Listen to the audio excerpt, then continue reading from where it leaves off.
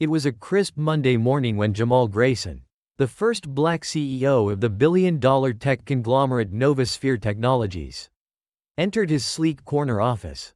The view from the 45th floor stretched for miles, showcasing a city he once navigated as a boy with dreams far bigger than his circumstances.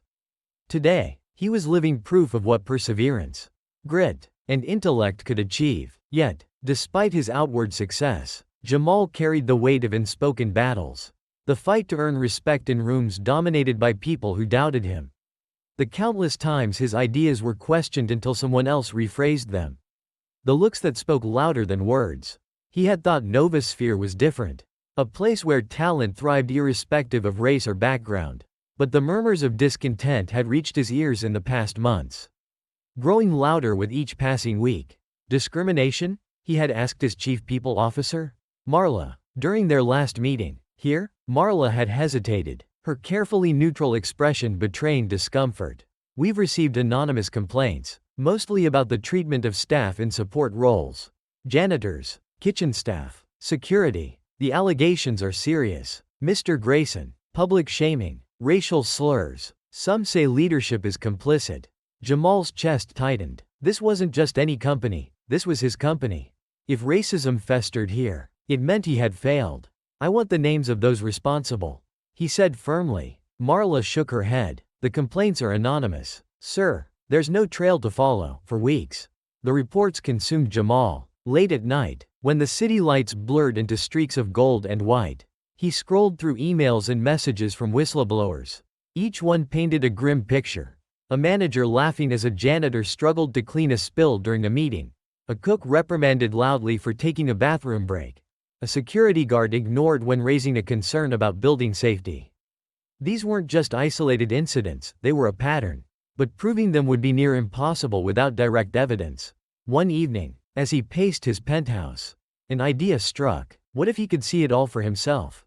What if he became one of the unseen, unnoticed people in his company? The janitors, the cooks, the people who worked hard to keep everything running smoothly but were rarely acknowledged. The thought was radical, risky even, but Jamal was not one to shy away from risks. By the end of the week, Jamal had a plan. With the help of a trusted friend in HR and a professional disguise artist, he became someone entirely different. His sharp suit was traded for a faded uniform. His hair was dusted with streaks of gray, and a pair of thick-rimmed glasses obscured his striking features. To complete the look, he added a slight limp, practicing it until it became second nature. "Ready?" asked his friend, handing him a badge with the name Robert Carter printed on it. Jamal stared at the badge, feeling a mix of excitement and trepidation. "Let's do this." The next morning, Jamal entered Novasphere's headquarters as Robert Carter, a janitor assigned to the night shift. The lobby he had walked through countless times now felt foreign. The warm smiles and polite greetings he once received were replaced with indifference. The receptionist barely glanced at him as he shuffled past. His first task was cleaning a break room on the 20th floor. As he scrubbed a coffee stain from the counter, two employees entered, deep in conversation. "Can you believe the janitors were complaining about pay again?" one said, shaking his head. "They should be grateful they even have jobs." "Exactly. It's not like cleaning floors takes a degree," the other replied, laughing. Jamal's hands clenched around the sponge. He kept his head down, reminding himself of his purpose. This was just the beginning. Over the next few days, Jamal became part of the unseen workforce. He met Clara, a single mother juggling two jobs to support her kids, and Jose, a retired mechanic who found solace in the quiet rhythm of mopping floors. They spoke in hushed tones during breaks, sharing stories of mistreatment and resilience. "They think we're stupid," Clara said one evening, her voice tinged with bitterness. "Like we don't notice the way they talk down to us." Jose nodded. "It's worse when you try to speak up. They either ignore you or make your life hell."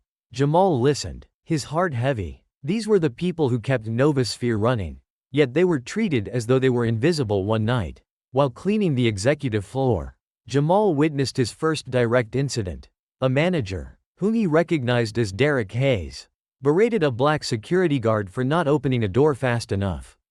"You people are so lazy," Derek snapped, his voice echoing through the hall. "Do your job, or I'll find someone who will." Jamal froze. The guard's face flushed with embarrassment. But he said nothing, his posture stiff and resigned. Jamal's stomach churned. He wanted to confront Derek right then and there. But he knew he couldn't blow his cover. Instead, he discreetly recorded the interaction on a small device hidden in his pocket. The incidents piled up. A chef in the cafeteria reduced to tears after being yelled at for serving the wrong dish. A janitor forced to work overtime without pay. A receptionist blatantly ignoring the requests of a black security guard while chatting amiably with others. Each encounter deepened Jamal's resolve. He realized this wasn't just about individuals, it was about a culture that dehumanized those in certain roles. And as CEO, he bore the ultimate responsibility for allowing it to thrive on his final night in disguise. Jamal witnessed something that pushed him over the edge. A senior executive openly mocked a janitor during a team meeting, calling him too slow to even mop a floor right. The laughter that followed was like a dagger to Jamal's heart. He knew it was time to act. As he walked home that night, still dressed as Robert Carter, he made a silent vow. No one in his company would ever feel invisible again. Jamal's nights as Robert Carter stretched on, blending into a rhythm of monotony and revelation. Every interaction peeled back another layer of the company he thought he knew. He found solace in small, unspoken moments. A nod from Jose as they passed in the hallway. Clara's warm smile despite the exhaustion in her eyes. These people, though burdened by invisible chains, carried a dignity that humbled him. But he also felt the sting of his new reality. He was no longer the charismatic leader commanding respect, he was just another nobody. The most painful moments came from those who used to greet him warmly when he was the CEO. Now, as Robert, they barely acknowledged his presence. It wasn't just indifference, it was dismissal. It was as though putting on the janitor's uniform had rendered him invisible. Not everyone at Novasphere was complicit in the toxic culture.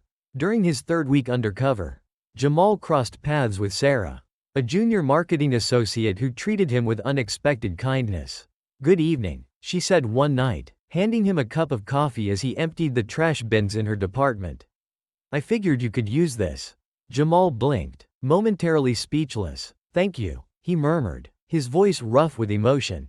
Sarah shrugged. "My dad worked as a janitor for 20 years. I know how hard it is." It was a fleeting exchange, but it stayed with Jamal. Amid the shadows of discrimination, moments like this reminded him that change was possible, if only the right seeds were planted one night.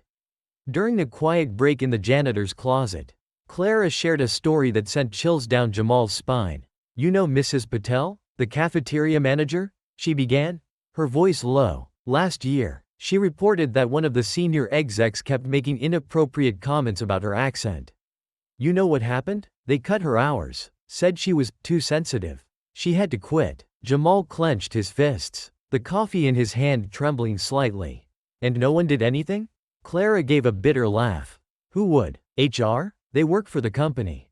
Not us." Her words cut deep. Jamal had always prided himself on creating a fair, innovative company. Yet here were stories of neglect and betrayal, hidden beneath the polished veneer. The more Jamal observed, the more he realized how insidious the culture had become.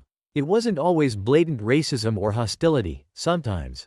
It was in the subtle, everyday interactions, the way certain employees avoided eye contact with janitors, the dismissive tone used when giving instructions, the offhand jokes that were just harmless fun. But the silence of the victims weighed on him most. People like Jose and Clara had grown so accustomed to mistreatment that they didn't expect better. They had learned to endure, to adapt, to survive. One night, while mopping the marble floors of the executive wing, Jamal paused to look at his reflection. The man staring back at him wasn't the confident, commanding CEO he once knew. He was a man grappling with guilt. How had he missed this? Had his focus on innovation blinded him to the cracks in his own foundation? Not all moments of discovery were heartbreaking. Some were infuriating. One evening, while cleaning a conference room, Jamal overheard two executives discussing layoffs over drinks. "Honestly, we should cut the cleaning staff first," one of them said, swirling his whiskey. "They're a dime a dozen." The other laughed. "True. I mean, how hard is it to replace someone who pushes a mop?" Jamal felt his pulse quicken. He wanted to storm in, to demand they look him in the eye and repeat those words. But he forced himself to remain calm. jotting down every detail in his mental notebook. These weren't just casual remarks, they were the seeds of a systemic problem. The weeks in disguise began to take a toll on Jamal. He wasn't sleeping well. The weight of what he'd seen, combined with the constant fear of being discovered, gnawed at him, but he pressed on, driven by the stories of people like Clara and Jose, by the need to uncover every corner of this hidden world. One night, as he was cleaning an elevator, Derek Hayes stepped in, oblivious to Jamal's presence. Derek was on a call, his voice dripping with arrogance. "I don't care if he's sick," Derek said. "Tell him if he doesn't show up tomorrow, he's out. These people think they can slack off just because they mop floors. Not on my watch." Jamal stared at the floor, his jaw tight. Derek was one of the senior managers he had trusted. Hearing his disdain firsthand was like a knife to the heart. Not every confrontation ended in silence. One evening, while cleaning the lobby, Jamal witnessed a receptionist dismissing a black security guard's question with a wave of her hand. "I'm busy," she snapped. "Figure it out yourself." Jamal couldn't hold back. "Excuse me," he said, stepping forward, his voice steady but firm. "He asked you a question. The least you could do is answer." The receptionist turned to him, startled. "Who do you think you are?" Jamal smiled faintly. "Just someone who believes in common decency." The security guard gave him a grateful nod. It was a small moment, but it reminded Jamal of the power of speaking up, even when the odds were stacked against you. As Jamal continued his undercover journey, he began to notice something troubling. Rumors of his absence as CEO were spreading. Employees whispered about his vacation, speculating on why he had disappeared so suddenly. The pressure to return to his role was mounting. Board members were beginning to ask questions, but Jamal knew he couldn't stop now. He was too close to the truth, too close to uncovering the full extent of the rot. Still, the risk was growing. If anyone discovered his true identity, the entire plan could collapse. Late one night, after finishing his shift, Jamal stood outside the Nova Sphere building, staring up at its gleaming facade. It was a symbol of progress, of innovation, but also of broken promises. He thought of the janitors who worked double shifts to feed their families, the cooks who endured insults with quiet dignity, the security guards who were ignored until there was a crisis. These were the people who made Nova Sphere thrive, and yet they were treated as expendable. Jamal's resolve hardened. This wasn't just about fixing a culture, it was about honoring the humanity of every person who walked through those doors. With a deep breath, he turned and walked into the night. Ready to take the next step in his journey, Jamal knew the time had come to escalate his plan. The weeks he spent as Robert Carter had given him more than enough evidence to act. But there was a gnawing sense that he hadn't uncovered the full depth of the problem. Some of the people he encountered were hesitant, as if they feared retaliation for speaking out. He decided to dig deeper this time, by turning the focus onto the leadership team. That same night, disguised in his janitor uniform, he entered the executive lounge under the guise of cleaning. Conversations among managers were more candid here, away from the ears of lower-level staff. As he wiped down tables, he overheard a group of department heads discussing their plans for an upcoming performance review. "We're slashing costs next quarter," one said. "I'll start with the dead weight, janitors, kitchen staff, maybe even security. They're replaceable." Another laughed. "Don't forget the diversity hires. Half of them don't even belong here." The words were casual, as if they were discussing office supplies. Jamal's blood boiled. It wasn't just the toxicity of their attitudes, it was the sheer lack of accountability that allowed them to speak this way without fear. He slipped out of the room unnoticed, his mind racing. It was time to make his move. Jamal couldn't dismantle this toxic culture alone. He needed allies, people within Nova Sphere who believed in fairness and equality but might not realize how deep the problem ran. Over the next week, he carefully approached individuals he had observed treating others with kindness and respect. One of his first recruits was Sarah, the marketing associate who had shown him compassion during his breakroom rounds. He revealed his true identity to her in private, watching her expression shift from shock to determination. "You're the CEO?" she whispered. "And you've been a janitor this whole time?" Jamal nodded. "I need your help. There's a rot in this company, and I can't fix it alone." Sarah didn't hesitate. "Tell me what you need." Over the next few days, Sarah helped him identify other potential allies, a mid-level HR manager named Ravi, who had quietly pushed for equitable hiring practices, a junior engineer named Mia, who had openly challenged her team's lack of diversity, and even a senior security officer, Paul, who had been discreetly documenting instances of misconduct for years. Together, they began to compile a comprehensive report, pairing Jamal's first-hand experiences with documented evidence of discriminatory practices. Every detail was logged, every testimony validated. They were building a case that would be impossible to ignore. Jamal decided to confront Derek Hayes, the senior manager who had berated the black security guard, as a test of his leadership team's response to accountability.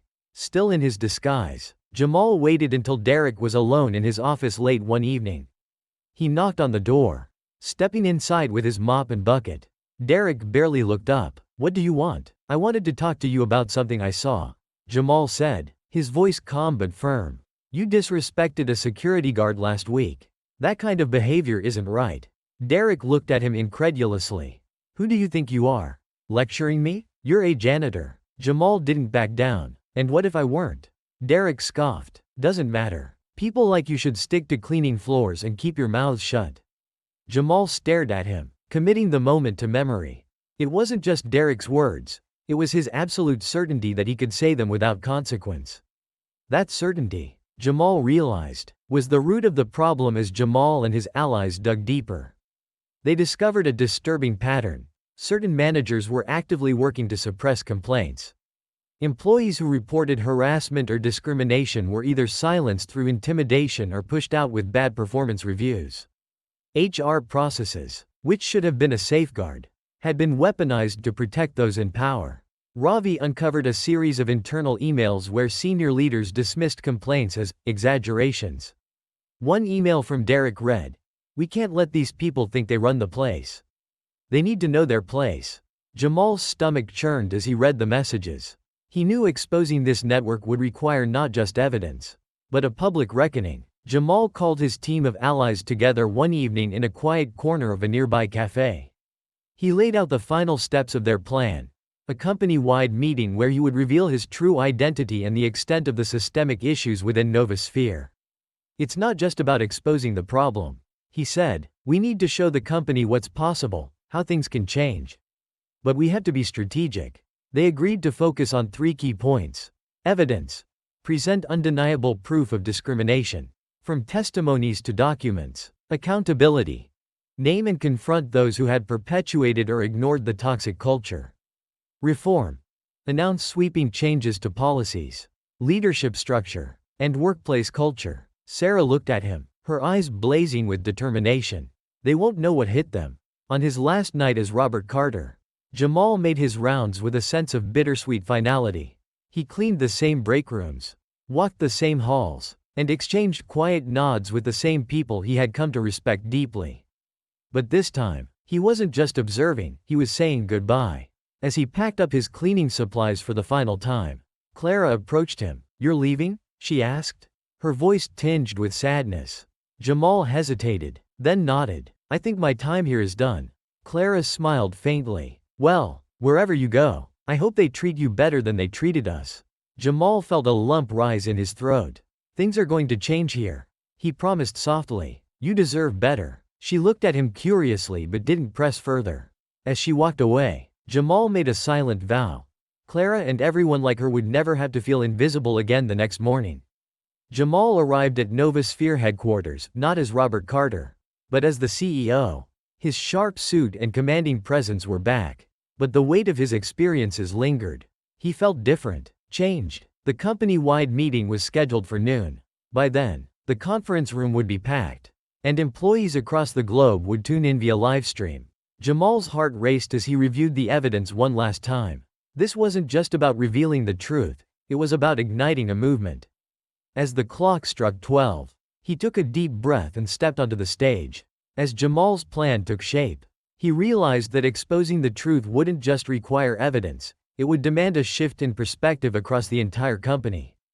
To do this, he began a subtle whisper campaign, planting seeds of doubt about the status quo. Sarah, Ravi, and Mia quietly encouraged their trusted colleagues to speak out. They dropped hints during casual conversations, asking questions that lingered long after they were asked. Have you ever noticed how certain people never seem to get promoted? Why do you think complaints just disappear in this place? The goal was to prepare people for what was coming, to make them question the culture they had grown accustomed to one evening. As Jamal was preparing to leave for the night, he received an anonymous note slipped under his makeshift locker. "I know who you are. Let's talk." Jamal's heart pounded as he read the message. Had someone discovered his secret? Was this a threat, or an opportunity? The note included a time and a location, the small cafe 2 blocks from the office. The next evening, Jamal arrived at the cafe, his disguise still intact. A woman in her early 40s sat in a corner booth, her face partially hidden behind a scarf. As Jamal approached, she looked up and smiled faintly. "Mr. Grayson," she said softly, "or should I say, Robert?" Jamal froze. The woman introduced herself as Denise, a former HR director who had left Novasphere after years of battling against discriminatory practices. "I couldn't stay quiet anymore," she explained. "They buried complaints, twisted policies, and made it impossible for people like me to do my job. When I saw you, I knew you weren't just another janitor. I want to help." Denise provided Jamal with a treasure trove of internal documents she had saved, evidence of systemic cover-ups, discriminatory policies, and even explicit directives from senior executives to suppress diversity efforts. Her information was the missing piece Jamal needed. Armed with Denise's evidence, Jamal pushed deeper into his investigation. He decided to test the leadership team directly, setting a trap for the most egregious offenders. One night, during a high-profile event at the office, Jamal deliberately placed himself in a vulnerable position, mopping near the executive dining area where managers gathered for drinks. As the evening wore on, Derek Hayes, emboldened by alcohol, began his usual tirade of complaints about the lazy janitorial staff. "Why do we even need these people hanging around?" Derek said loudly, to the laughter of his peers. "What are they cleaning, anyway? Our air?" Jamal turned, making sure his movements caught Derek's eye. "Excuse me, sir," he said, his voice measured. "Would you like me to clean somewhere else?" Derek sneered. "Don't talk back to me. Carter, know your place." Jamal recorded every word as Jamal prepared for the company-wide meeting. Word of his undercover investigation began to leak. The leadership team started to grow uneasy. Derek and a few other managers called an emergency meeting to discuss the rumors. "What if this gets out?" one manager fretted. "If employees find out the CEO's been spying on us?" Derek waved him off. "He's not spying, he's on some social experiment kick. Let him play his little game. When he's done, we'll clean up the mess." But not everyone in the room agreed. A young executive, Lisa, who had always been on the periphery of the leadership clique, stood up. "You don't get it, do you? If he's seen even half of what I've heard, we're all in trouble." Jamal, listening in through Denise's inside connections, knew the leadership was starting to fracture. It was exactly what he needed the day before the big reveal. Jamal orchestrated a series of leaks. Denise and Ravi worked together to anonymously distribute key pieces of evidence to mid-level employees. Emails from Derek mocking diversity initiatives, reports of complaints being buried, and performance reviews that showed clear bias against minorities in support roles. The leaks spread like wildfire. By lunchtime, the office buzzed with whispers, and Derek's name was on everyone's lips. Employees who had long stayed silent began to find their voices, sharing their own stories in quiet corners and break rooms. One janitor, emboldened by the leaks, confronted a manager who had belittled him for months. "I know what you've been doing," he said, his voice steady, "and so does everyone else." The leaks forced the board of directors to take notice. That evening, they convened an emergency meeting, demanding answers from the leadership team. Jamal, still undercover, listened in from the hallway as board members grilled Derek and his cohorts. "This isn't just bad PR," one board member said angrily. "This is a disaster. If this comes out publicly, we're finished." Derek, desperate, tried to downplay the situation. "It's being blown out of proportion. A few disgruntled employees are stirring the pot. We can handle it." Jamal decided it was time to intervene. He stepped into the room, still dressed in his janitor's uniform, and cleared his throat. "Actually," he said, his voice calm but firm, "I think it's time we addressed the truth." The room fell silent. Derek's face turned ashen. Jamal revealed himself to the board that night. laying out the evidence he had collected. He played recordings, showed emails, and shared testimonies from employees who had been silenced for years. The board was stunned. "You've allowed a toxic culture to flourish under your watch," Jamal said, his voice steady but laced with emotion. This company was supposed to represent innovation and progress. But instead, it's become a breeding ground for discrimination. The board demanded immediate action. But Jamal raised a hand to stop them. "No," he said, "this isn't just about firing a few bad apples. This is about transforming the entire culture. And tomorrow, I'm bringing this to everyone." That night, Jamal met with his core team one last time. Sarah, Denise, Ravi, and Mia all sat around the table, reviewing the presentation for the company-wide meeting. "This isn't just about exposing what's wrong," Jamal reminded them. "It's about showing what's possible. We're not just holding people accountable, we're rebuilding this company from the ground up." As they rehearsed, Jamal felt a wave of gratitude for his team. They had risked their careers to stand by him. And now, they were on the brink of something transformative. Amal spent the final hours before the meeting reflecting on his journey. He thought of Clara and Jose, of the janitors, cooks, and security guards who had shared their stories with him. He thought of the employees who had stood by silently, unsure of how to speak out. Tomorrow, everything would change, and for the first time in weeks, Jamal felt a sense of peace. He had seen the ugly truth, but he was ready to face it head-on. The morning before the company-wide meeting, Jamal received a thick envelope in his office inbox, addressed simply to the CEO. Inside were photocopies of damning documents, performance reviews showing clear racial bias, payroll discrepancies revealing underpayment of certain staff, and a whistleblower complaint that had been mysteriously lost by hour. A handwritten note accompanied the files. "I hope this helps. Some of us want change too. But we're scared. Don't let us down." The anonymous sender reignited Jamal's resolve. This wasn't just his fight, it was a collective cry for justice from those who had been silenced for too long. That evening, as Jamal prepared to leave, he crossed paths with Clara, the janitor whose story had stayed with him. She was slumped on a bench near the supply closet, her face etched with worry. "You okay, Clara?" Jamal asked, momentarily forgetting to keep his CEO persona hidden. She looked up, startled. "Oh, Robert, just a rough day." She hesitated before adding, "They're cutting hours again. I don't know how I'm going to make rent this month." The weight of her words hit Jamal like a punch to the gut. He realized that for Clara and so many others, systemic discrimination wasn't just an abstract issue, it was a daily struggle for survival. Jamal placed a hand on her shoulder. "Things are going to change, Clara, I promise." She gave him a tired smile. "I'll believe it when I see it."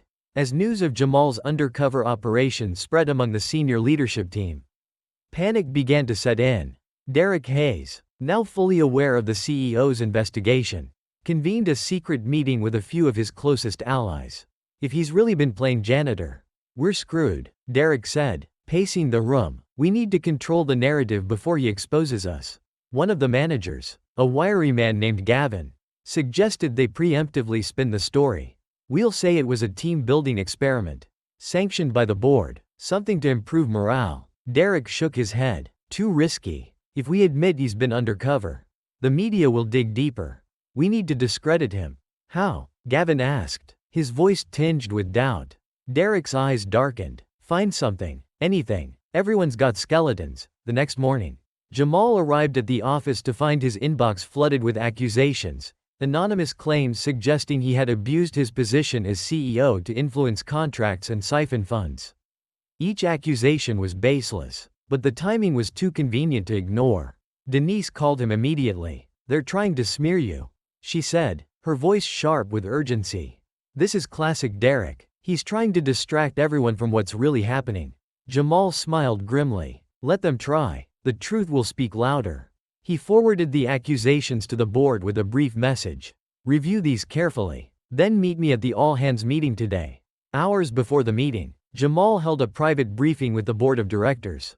The room was filled with tension as he laid out his findings, presenting everything from the leaked emails to the recordings of Derek's racist remarks. "This isn't just a PR problem," Jamal said, his voice unwavering. "This is a moral crisis. We have a choice to make. Protect those responsible or rebuild this company from the ground up. One board member, a steely-eyed woman named Evelyn, spoke up. If even half of this goes public, we're finished. Then let's make sure we're on the right side of history. Jamal replied. Evelyn nodded slowly. You'll have our support. As the board meeting wrapped up, Jamal's assistant burst into the room, her face pale. Mr. Grayson, there's a protest forming outside the building. Jamal hurried to the window. Below, dozens of employees, janitors, cooks, security guards, and even a few office workers had gathered, holding handmade signs. Dignity for all. One read. End the silence, said another. Sarah called him moments later. It started after someone leaked the emails. People are finally standing up. Jamal felt a surge of pride. The cracks in Novosphere's culture were widening, and the voices of the unseen were growing louder as Jamal prepared to address the company. Derek made a final, desperate attempt to seize control. He stormed into the IT department, demanding that the company's intranet livestream for the meeting be disabled. This meeting is a security risk, he said, his voice rising. Shut it down. But the IT manager, a quiet man named Ravi who had worked closely with Jamal, refused. Mr. Hayes, I report to the CEO. And he ordered the livestream to remain active. Derek's face twisted in rage. You'll regret this. Ravi didn't flinch. No, sir, you will. Minutes before stepping onto the stage, Jamal stood alone in the break room, staring at his reflection in the stainless steel coffee machine. Gone was Robert Carter, the janitor. In his place was the man who had built Novosphere from the ground up, who had dreamed of creating a company where everyone could thrive. You've got this, he whispered to himself. He thought of Clara and Jose, of Denise and Sarah, of every employee who had shared their pain and courage. This wasn't just about exposing the truth, it was about honoring their resilience and building something better. The company auditorium was packed, with employees from every department seated shoulder to shoulder. The air buzzed with anticipation as the lights dimmed, and the livestream connected Novosphere's global offices. When Jamal stepped onto the stage, there was a collective intake of breath. He stood tall, his gaze sweeping the room, his presence commanding yet calm. Good afternoon, he began, his voice steady. Today, we're going to talk about the truth. Jamal stood at the center of the stage, the spotlight casting long shadows across the packed auditorium. His gaze swept the room, taking in the faces of employees who ranged from eager to skeptical. On the screens, employees from around the globe watched with bated breath. Everyone knew something monumental was about to happen, though none were prepared for the scale of what Jamal was about to reveal. He began simply, his voice calm yet commanding. For the past 6 weeks, I've been living a different reality. I've walked the halls of this company not as your CEO, but as a janitor. Gasps rippled through the audience. A murmur of disbelief spread as employees exchanged glances. Jamal let the noise settle before continuing. I've seen things that shook me to my core. The way some of our colleagues are treated is unacceptable. The racism, the humiliation, the silence, it stops today. As Jamal spoke, his words carried the weight of weeks of silent observation and quiet outrage. He shared snippets of his experiences, carefully chosen to strike at the heart of the company's cultural flaws. He spoke of Clara's struggles, Jose's resilience, and the countless moments of dismissal and degradation he had witnessed. The room was eerily silent as his voice echoed through the space. After his opening remarks, Jamal signaled to the AV team. A video began to play on the massive screen behind him. It showed Derek Hayes berating a janitor, his voice dripping with contempt. Then came audio clips of casual racism and discriminatory remarks from other managers. Finally, emails and documents flashed on the screen, evidence of systemic bias and deliberate suppression of complaints. The audience reaction was electric. Gasps of outrage, whispers of disbelief, and even angry murmurs filled the room.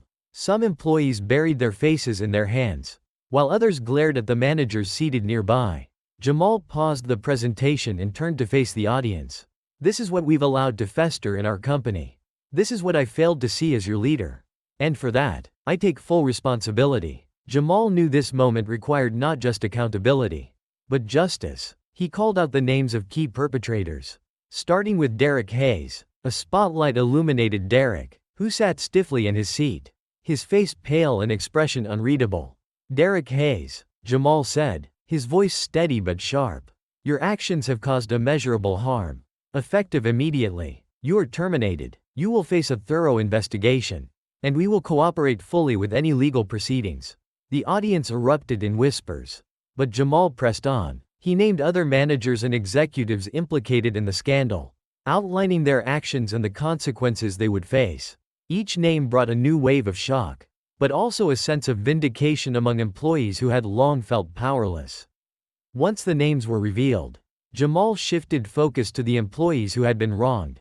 He invited Clara to the stage, introducing her as a symbol of resilience and dignity. This is Clara, he said, gesturing toward her. She works harder than most of us will ever understand. She deserves respect, fair pay, and recognition, not just for what she does, but for who she is. The audience applauded, some standing as Clara wiped tears from her eyes. Jamal announced that Clara and others in similar roles would receive substantial raises, better benefits, and opportunities for advancement. He then addressed systemic changes. Anonymous reporting system, a third-party service for reporting discrimination or harassment without fear of retaliation.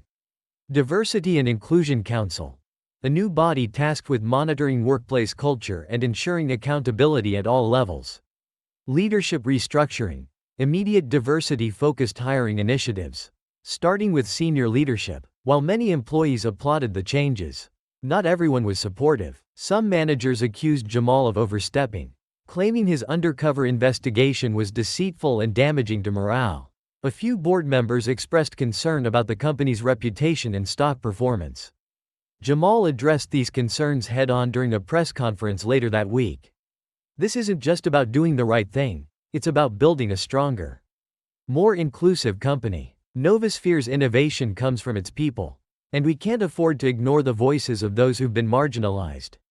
His sincerity struck a chord with the media and the public. Articles praising his leadership flooded the internet, and employees began sharing their stories of hope and vindication on social media for those involved in the scandal.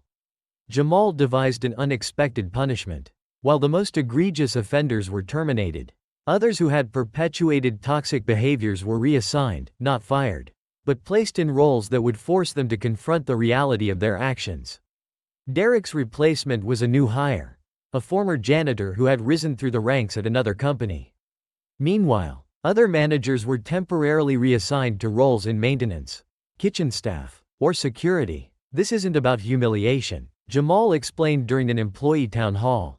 It's about empathy. You can't lead if you don't understand the value of every role in this company. The months following the meeting were transformative. The company's culture began to shift as employees felt empowered to speak up. New hires brought fresh perspectives, and long-overlooked staff were promoted into leadership positions. Clara became a member of the Diversity and Inclusion Council, representing the voices of support staff. Jose was recognized for his years of service and retired with full benefits. His dignity intact, Jamal also took steps to rebuild trust with employees. He held weekly town halls, where he listened to feedback and answered questions openly. He even continued his janitorial rounds once a month, not in disguise, but as himself, a reminder that no role was beneath him. The changes at Novosphere sparked a ripple effect in the corporate world.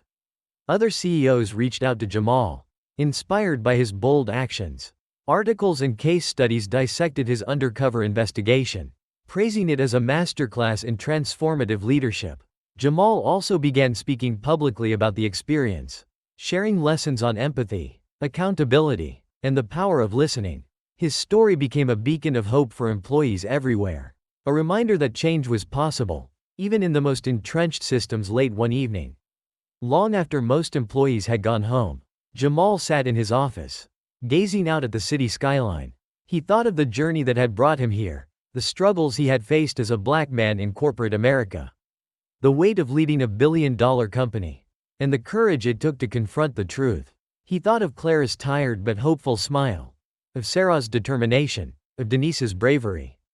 These people had taught him more than any boardroom ever could. For the first time in years, Jamal felt at peace. The road ahead would still be challenging, but he was ready. Novosphere was no longer just a company, it was a community. 1 year later, Jamal walked through the lobby of Novosphere, greeted by employees of every rank and role. The atmosphere was different now, warmer, more inclusive. He stopped to chat with Clara, who was overseeing a new mentorship program for support staff. Nearby, a group of interns from diverse backgrounds discussed their projects with excitement. As Jamal left the building, he paused to look back at the Nova Sphere logo. It wasn't just a symbol of success anymore, it was a promise of equity, dignity, and progress. With a deep breath, he walked into the future, ready to continue the work as Jamal finished his speech on stage. The room erupted into applause. It wasn't polite clapping or corporate tokenism, it was heartfelt and thunderous. Employees stood one by one, their faces reflecting a mix of admiration, relief, and hope. For some, the applause came with tears; for others, it came with the release of years of pent-up frustration and disappointment. From the back of the room, Clara, Jose, and others who had long felt invisible stood in quiet disbelief. They had never imagined their struggles would be acknowledged, let alone addressed by the most powerful person in the company. The standing ovation wasn't just for Jamal, it was for the courage it took to shine a light on the company's darkest corners. Once the applause died down and employees returned to their desks, the hard work of rebuilding began. Jamal had made promises on that stage, and now he was determined to deliver. He spent the following weeks meeting with every department, from executive leadership to janitorial staff, ensuring that every voice was heard. The first major change came with the resignation, or in some cases, termination, of senior managers like Derek Hayes. Their absence created a void that Jamal was determined to fill with diverse, empathetic leaders. New hires were brought in not just for their technical skills but for their ability to lead with integrity and compassion. Jamal made it clear, this isn't about optics. This is about building a company that reflects the values we claim to uphold. Change, however, did not come without resistance. Some employees grumbled about the new policies, particularly those in middle management who had grown comfortable in the old system. One day, during a leadership roundtable, a senior engineer voiced his concerns. "Mr. Grayson, I respect what you're trying to do, but don't you think this is moving too fast? People are getting nervous." Jamal leaned forward, his gaze steady. "Do you know what's worse than nervousness? Fear. That's what our janitors, cooks, and security staff have felt every single day for years. If addressing that fear makes some of us uncomfortable, then maybe we need to ask ourselves why." The room fell silent. Jamal's words weren't just a response, they were a challenge. Slowly, the resistance began to erode, replaced by cautious optimism. One of Jamal's first major initiatives was the creation of the Diversity and Inclusion Council. Clara was his first choice to join. At first, she hesitated. "Me? On a council with executives? I don't even have a college degree," she said during one of their conversations. Jamal smiled. "Clara, you have something more valuable than a degree. You have lived experience. You've seen this company from a perspective most of us never will." "That's exactly what we need," Clara agreed, and within weeks, she became a force to be reckoned with. Her input led to the implementation of mentorship programs for support staff, increased wages, and fair treatment policies that directly addressed the inequities she had faced. Meanwhile, Derek Hayes faced the consequences of his actions. Jamal's decision to terminate him had sent shockwaves through the leadership team. But Derek's story didn't end there. A thorough investigation revealed financial misconduct and fraudulent reporting, leading to legal action. During his trial, former employees testified against him, recounting the years of bullying and discrimination they had endured under his leadership. The case garnered media attention, painting a vivid picture of the toxic culture Jamal had worked to dismantle. Jamal chose not to comment publicly on Derek's trial, focusing instead on rebuilding Nova Sphere. "This isn't about one person," he told reporters. "It's about creating a system where no one can abuse their power again." One of Jamal's most radical ideas was the Empathy Program, a mandatory initiative requiring all employees, especially those in leadership roles, to spend a week shadowing or working alongside support staff. For many, the experience was transformative. Sarah, the marketing associate who had supported Jamal during his undercover investigation, spent a week cleaning restrooms and mopping floors. "I thought I understood what they went through," she later admitted. "I had no idea how physically and emotionally exhausting it is." The program became a cornerstone of Nova Sphere's cultural transformation. It wasn't about punishment, it was about perspective. As Novasphere's transformation gained momentum, other companies began to take notice. Jamal received invitations to speak at conferences and events, sharing the lessons he had learned. His story became a case study in business schools, a blueprint for how corporations could address systemic inequities. One particularly memorable moment came when a rival tech CEO approached Jamal after a panel discussion. "Your story hit me hard," she said. "I've always thought my company was inclusive, but now I'm not so sure. How do you even start?" Jamal's response was simple. "Listen, not just to the people at the top, but to everyone, especially the ones you don't usually hear from." As Novasphere continued to evolve, Jamal made sure to honor the contributions of longtime employees like Jose. When Jose announced his retirement, Jamal organized a company-wide celebration to thank him for his years of service. During the event, Jose gave a heartfelt speech. "For a long time, I felt like just another cog in the machine. But today, I feel like part of something bigger. Thank you for making me believe that my work matters." His words brought tears to many eyes, including Jamal's. Jose's story became a rallying cry for the company, a reminder of why the changes they were making were so important amid all the progress. Jamal faced personal challenges. The pressure of leading such a monumental transformation took a toll on his health and personal life. Late nights and constant scrutiny left him feeling isolated at times. One evening, Sarah found him in his office, staring at the skyline. "You look exhausted," she said gently. "I am," Jamal admitted, "but I can't stop now." "You don't have to do this alone," Sarah reminded him. "You have a team. Let us help." Her words stayed with Jamal. Over time, he learned to delegate more, trusting his team to carry the torch alongside him 1 year after the infamous company-wide meeting. Novasphere was unrecognizable. The office buzzed with energy and collaboration. Employees who had once avoided eye contact with janitors now greeted them warmly. Promotions were based on merit, not favoritism. The culture of fear had been replaced with one of respect and opportunity. Jamal, too, had grown. The experience had changed him, not just as a leader, but as a person. He had faced the ugliest truths about his company and himself and come out stronger. On the anniversary of the meeting, Jamal hosted a celebration in the lobby of Novasphere's headquarters. As he stood before the crowd, he reflected on the journey they had all taken together. "This isn't the end," he said. "It's the beginning. We still have work to do, but I know we're ready for it. Together, we're building a company we can all be proud of." The crowd erupted into cheers, their energy filling the space. Jamal looked out at the faces of Clara, Jose, Sarah, and countless others who had inspired him. This wasn't just a company anymore, it was a community. And for the first time in years, Jamal felt truly hopeful despite the applause and outward enthusiasm for Novasphere's transformation. Not everyone was on board. A quiet undercurrent of resentment brewed among a handful of employees, particularly those who had thrived under the old regime. These individuals felt that Jamal's reforms were a direct threat to their status and influence. In hushed conversations at off-site gatherings and private chat groups, whispers of rebellion surfaced. Some labeled Jamal's actions as performative or accused him of undermining the company's traditional values. The tension built silently, threatening to undo the progress that had been made. One such conversation reached Jamal through Sarah, who had become an informal confidant. "They're calling it Jamal's revolution," she said, her tone cautious. "They think you're pushing too hard, too fast." Jamal leaned back in his chair, his expression unreadable. "Let them think what they want. I'm not slowing down." The brewing dissent found its first major outlet when an anonymous insider leaked confidential documents to a business blog. The documents included internal emails about the restructuring efforts, salary adjustments for support staff, and even plans for the empathy program.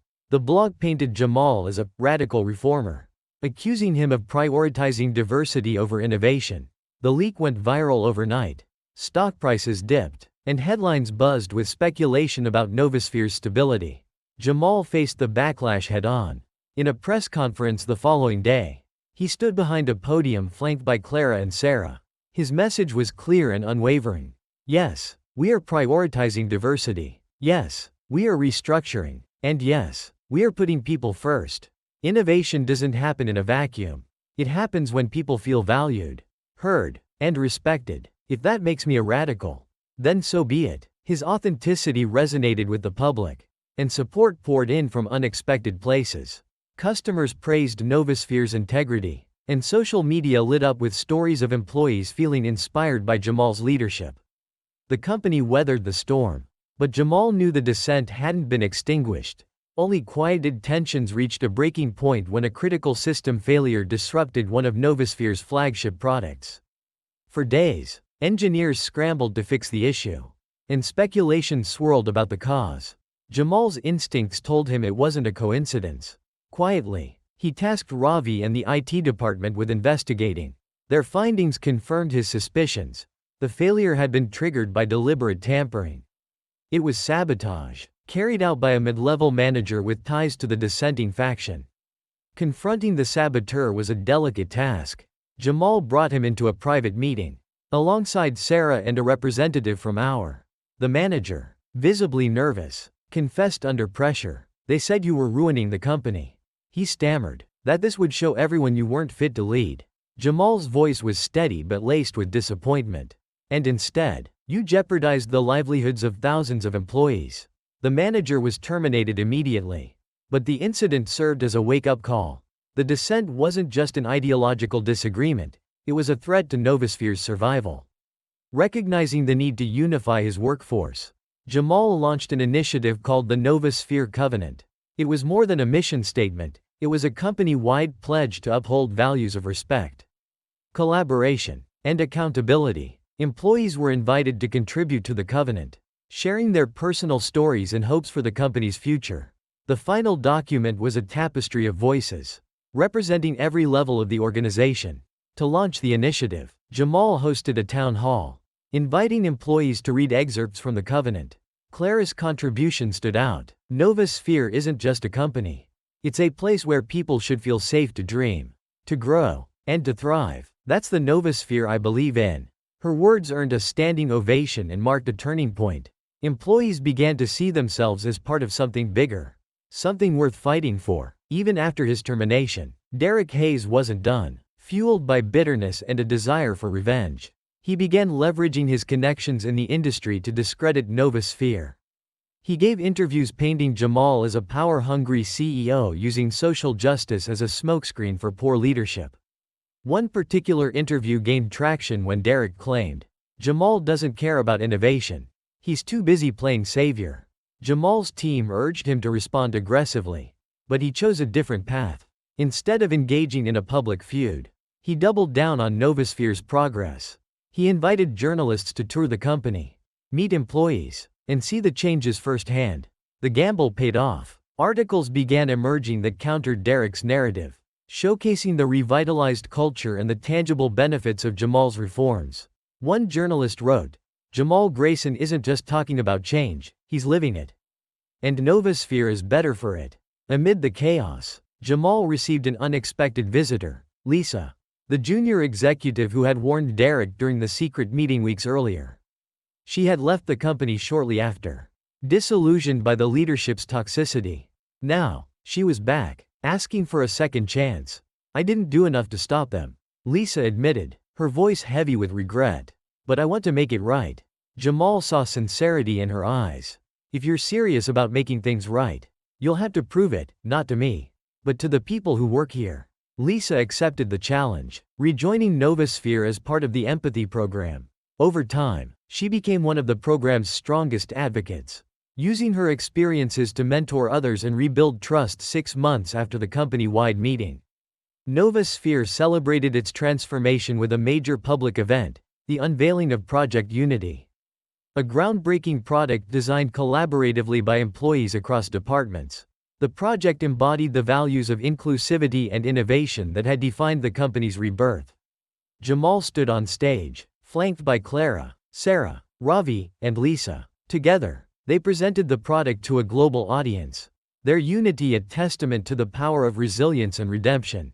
"This isn't just a product," Jamal said during his speech. "It's a symbol of what we can achieve when we work together. When every voice is valued." The event was a resounding success, cementing Novosphere's place as a leader not just in technology, but in corporate culture. In the years that followed, Novasphere became a model for other companies seeking to transform their cultures. The empathy program was adopted by several Fortune 500 companies. And Jamal's story inspired a new generation of leaders. Clara, now a senior advisor to the Diversity and Inclusion Council, often reflected on the journey. "I used to think people like me didn't matter," she told a reporter. "But Jamal showed us that everyone matters. And that's a lesson I'll carry forever." Jamal, too, carried the lessons of his journey. He continued to lead Novasphere with the same humility and determination that had defined his undercover investigation. But more than that, he had built something lasting. A culture where dignity, respect, and innovation thrived together. Every month, without fail, Jamal donned his old janitor's uniform and walked the halls of Novasphere.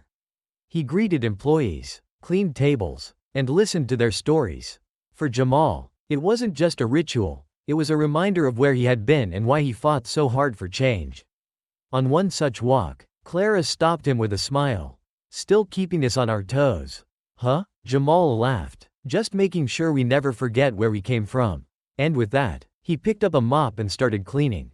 The CEO who never stopped listening.